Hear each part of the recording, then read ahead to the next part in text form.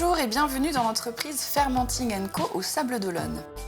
Consommer une boisson qui nous satisfait gustativement et qui en plus est bonne pour la santé, comment y résister?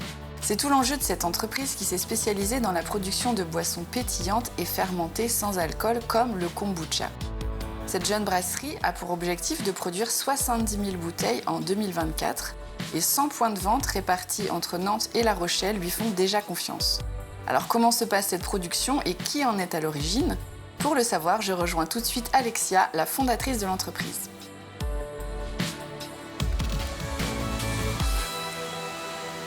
Bonjour Alexia. Bonjour. Écoute, je suis ravie de te rencontrer. On est aujourd'hui au Sables d'Olonne. Oui. On va parler de ton entreprise qui s'appelle Fermenting & Co. Donc, c'est une histoire de fermentation, mais tu vas nous dire exactement ce qu'il en est. Ouais. Alors explique-nous un peu, toi, quel est ton parcours? Donc tu es sablaise, je crois? Je suis sablaise, oui. D'accord, Je suis sablaise. Et tu as créé donc cette entreprise Fermenting & Co. Alors dis-nous tout de suite de quoi il s'agit, puis on parlera de ton parcours après. Fermenting & Co, c'est une microbrasserie de boissons fermentées sans alcool. Des boissons saines, légèrement pétillantes, qui peuvent se boire à tout moment de la journée. Et alors toi, qu'est-ce que tu as fait au début? J'ai fait des études en management hôtelier et à la fin de mes études, je suis partie en Australie. Et c'est là-bas que j'ai vu que la boisson était bien développée, que les gens en consommaient assez régulièrement, dans les grandes surfaces, les bars, les restaurants, les cavistes. Avec une grande variété de goûts, j'imagine. Oui. Ouais, Et ok. Plusieurs productions. Et je me suis dit que c'était un produit qui était intéressant. Puis il y a eu le Covid. Et c'est suite au Covid que j'ai dit, comme je ne pouvais plus trop voyager, je me suis dit, je rentre en France et je lance l'entreprise. Donc, je me suis lancée de base avec mon cousin. Ok. Et il a quitté l'entreprise depuis. Et voilà, donc ça c'était en 2021. T'as senti un enjeu sur ce marché-là en fait? Ouais, Tu t'es dit, il n'y a rien vraiment qui est fait sur ces C'est boissons-là ça. Et puis moi, en France? c'est une boisson que je faisais en fait personnellement déjà pour Ah moi. d'accord, et que tu fabriquais toi-même pour ta propre consommation. C'est ça. Et puis j'ai vu qu'en France, il n'y avait pas forcément ce que j'aimais. Donc c'était pas encore développé quoi. Donc, il y avait D'accord. un marché. Ouais. Ok, et alors donc quand tu es revenu en France, donc création de la boîte en 2021, ça se fait Oui. facilement ça de décider et de se dire bon ok je lance ma boîte au Sables d'Olonne en plus en particulier? J'ai voulu lancer au Sables d'Olonne comme j'avais ma famille et j'avais mes racines ici. Et après, une fois que je me suis dit je lance l'entreprise, il n'y avait pas de retour en arrière. Quoi. On ne fait que Parce des que pas en avant. j'ai arrêté le voyage en Australie, c'était pas pour ne pas lancer l'entreprise. Quoi. D'accord, et alors ça voulait dire toi-même créer tes propres recettes aussi? Oui, j'ai créé mes propres recettes, donc on a fait plusieurs tests. Et avec quel réseau de distribution vous envisagiez ça au départ? Au départ, on a tout distribué nous-mêmes. En fait, on a commencé à démarcher des épiceries fines. On a fait goûter le produit, on a eu des premiers retours qui étaient plutôt bons, ce qui nous a encouragés aussi à continuer. Ouais. Ok. Donc, Bon, on va découvrir un petit peu ta production dans le labo. Ouais. C'est parti.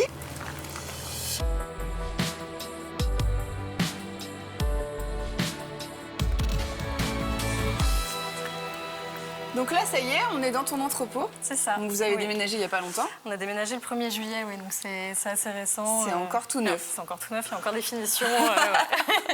Donc ce qu'on voit autour de nous, c'est déjà les premières bouteilles, mais aussi parle-nous un petit peu des ingrédients. Qu'est-ce qu'on met dans les produits que tu fais au final? On rappelle que tu fais donc du kombucha, des infusions fermentées et la ginger beer. D'accord. Donc tout début, on s'est lancé avec le kombucha. Le kombucha, c'est une boisson fermentée à base de thé. Donc on utilise du thé vert, du thé noir bio équitable et du sucre qu'on va faire fermenter dans les cuves qui sont juste derrière nous. Alors, tu peux nous montrer un petit peu ce qu'il y a là, c'est ce qu'il y a là-dedans? Ici, il y a du sucre bio. Alors au début, on utilisait du sucre de canne bio, mais qui venait du Brésil ou du Paraguay. Et on a changé pour du sucre de betterave bio français. D'accord. Comme ça, l'origine des produits, vous vouliez vraiment que ce soit le plus local. On essaie de travailler le plus possible en local. Et alors le gingembre, tout ça, c'est pareil? Donc le gingembre, une partie vient du Pérou, mais on essaye d'en trouver de plus en plus en Espagne et en France. Alors montre-nous un petit peu le format des bouteilles que tu proposes. En 33 centilitres et on fait aussi de la 75. D'accord. Et alors la production, ça se passe dans le labo par là-bas? Oui, une partie de la production, donc la mise en bouteille et la transformation des fruits, puisqu'on fait tout. Vous faites tout vous-même? Donc quand tu dis nous, c'est-à-dire toi et Alexa, ma nouvelle associée. Qui est ta nouvelle associée, donc tu fais la transformation, l'étiquetage et tout, toutes les deux? Oui. Ok. Alors on voit comment ça se passe dans le labo? Ouais. Allez, c'est parti.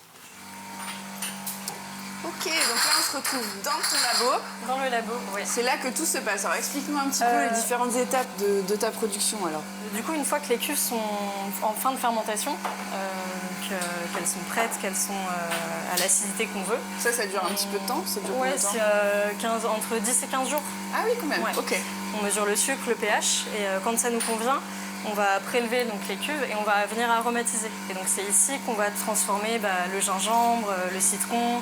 On a une recette avec des fruits rouges, donc framboises, myrtilles, tout ça. On fait tous nos purées nous-mêmes. D'accord. Et on vient les mettre en cuve et ensuite on met en bouteille. D'accord. Et après, une fois que c'est en bouteille comme ça, il y a une seconde phase, il y a une deuxième fermentation où la bulle se crée. D'accord. Ouais. Oui, pour donner ce côté pétillant. Pétillant, oui, naturellement. Il n'y a pas d'ajout de CO2, c'est tout naturel. D'accord. Et ça, c'est des boissons qu'on peut boire comment finalement? Parce que moi, le kombucha, c'est pas quelque chose que je connais déjà de base. Donc tu en bois tout au long de la journée. Ouais. C'est un moment où tu as besoin d'énergie, tu reprends, ça peut, en fait, c'est vraiment comme un soda naturel, mais qui est peu sucré et qui a des bienfaits aussi. D'accord. C'est bon pour la digestion. Il y a, grâce aux levures et bactéries, c'est bon pour le microbiote. En fait. Okay. Donc ça va aider, ça va faciliter la digestion. D'accord. Ok. Tu as combien de produits aujourd'hui dans ta gamme? On en a 7, on en a 6 à l'année. Et en fait, on essaye de travailler avec des produits saisonniers et donc de faire des recettes éphémères. Puis ça apporte aussi un peu de la nouveauté pour les clients. D'accord. Donc on en a 7. Et j'imagine que c'est en devenir de s'agrandir, puisque Fermenting & Co, il y a le côté et compagnie. Donc à l'avenir, est-ce que c'est une boisson ou un type de boisson qui permet justement d'ouvrir sur une palette de C'est ça, on a commencé avec le kombucha et là on a aussi développé une gamme d'infusions fermentées. Donc c'est sur le même processus que le kombucha, mais il n'y a pas de théine. Et ce qui nous permet aussi de travailler un peu plus en local, de travailler avec des plantes produites localement. Ouais. Et donc la ginger beer aussi, qui est une boisson aussi naturelle, pareil, avec toujours une fermentation. On fait un levain de gingembre et ce qui donne comme une limonade au gingembre à la fin. Donc sans une bière, mais sans alcool aussi? Oui. D'accord, ok. Vous êtes vraiment centré sur le sans alcool? Oui, sans alcool. Ok, bah écoute, merci beaucoup Alexia. On est ravis d'avoir pu découvrir un petit peu ce que tu fais. Et puis là, on sait qu'on est au début de l'aventure, mais on ne doute pas que dans quelques années, ce bâtiment aura pris de l'ampleur. On reviendra te voir à ce moment-là. Oui. Ok. Merci beaucoup. Au revoir. Au revoir.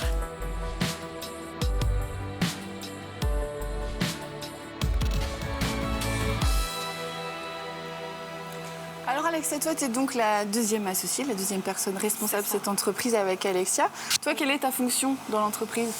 Alors moi, j'ai rejoint Alexia pour m'occuper particulièrement de la partie développement commercial, donc tout ce qui est prospection des clients, fidélisation, la partie marketing aussi et la réflexion sur tout ce qui est réseaux sociaux, développement.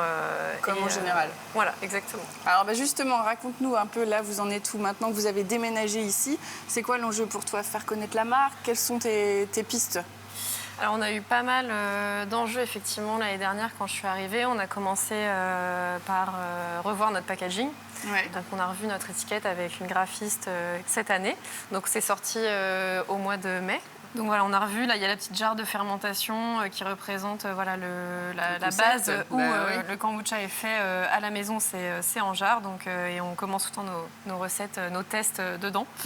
Et puis après, un petit peu plus de pédagogie aussi pour faire connaître les bienfaits. Oui, mais justement, ce que j'allais dire, est-ce que l'enjeu aussi pour vous avec cette entreprise-là, c'est justement pas de faire connaître le kombucha, comme on en parlait tout à l'heure avec Alexia, c'est très connu à l'étranger, dans les pays anglo-saxons, mais pas forcément en France. Donc ça, c'est ta partie. Comment tu fais ça? On voit qu'en zone urbaine, quand même, dans les métropoles, ça commence à être un peu plus connu. Donc, notamment, on commercialise à Nantes ou à La Rochelle, où ça commence un peu plus à être démocratisé. En revanche, en Vendée, on a eu aussi le début où, effectivement, il fallait faire un peu plus connaître. Mais ça reste quand même pas un produit qui est tout public ou grand public aujourd'hui. Donc, l'enjeu, c'est de faire connaître via les réseaux sociaux, des salons. On fait des salons professionnels aussi dans l'année. L'année dernière, on a fait Serbotel. Ça s'est bien passé? Ouais, c'était intéressant. On a pu aussi être au contact d'autres marques, échanger aussi sur les enjeux de l'agroalimentaire, donc hyper intéressant. Et on fait aussi des marchés, donc on fait beaucoup de marchés l'été et à Noël. Donc ça nous permet de faire connaître. Voilà, à Noël, on a envie de tester des choses qu'on connaît moins, de faire des cadeaux aussi pour sa famille ou ses amis. De faire connaître des choses Exactement. Nouvelles. Donc ça nous permet aussi d'avoir plus de notoriété ici.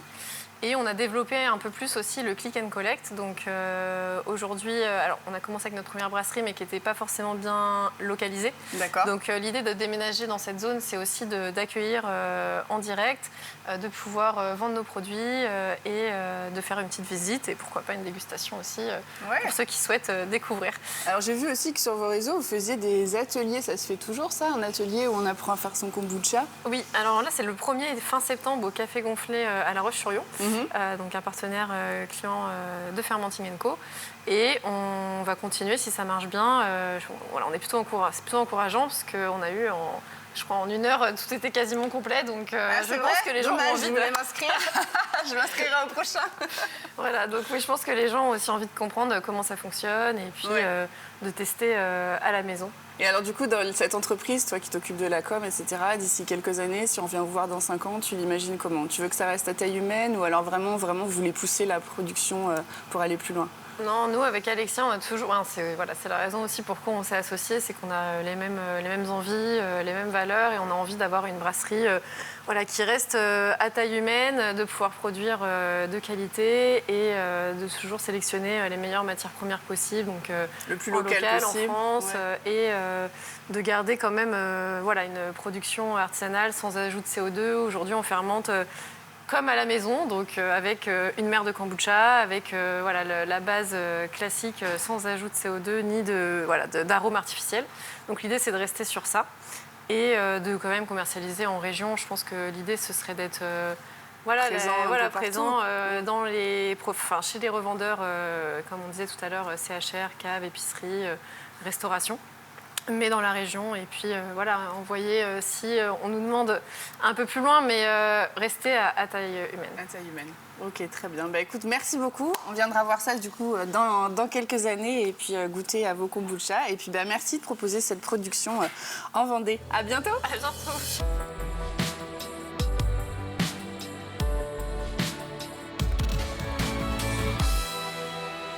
En lançant son entreprise Fermenting & Co, Alexia avait la volonté de proposer une boisson bonne pour la santé, mais pas à n'importe quel prix. Effectivement, préserver la planète est au cœur de ses préoccupations. C'est pourquoi elle a choisi un emballage cartonné, de mettre un tampon sur ses cartons, de sourcer ses ingrédients le maximum en local. Par ailleurs, tous les déchets issus de la production sont recyclés en étant donnés à des maraîchers. Donc je vous invite vraiment à découvrir ces produits riches en antioxydants et en minéraux. En attendant, je vous souhaite une très bonne semaine sur TV Vendée et à la semaine prochaine pour découvrir une nouvelle entreprise. Au revoir.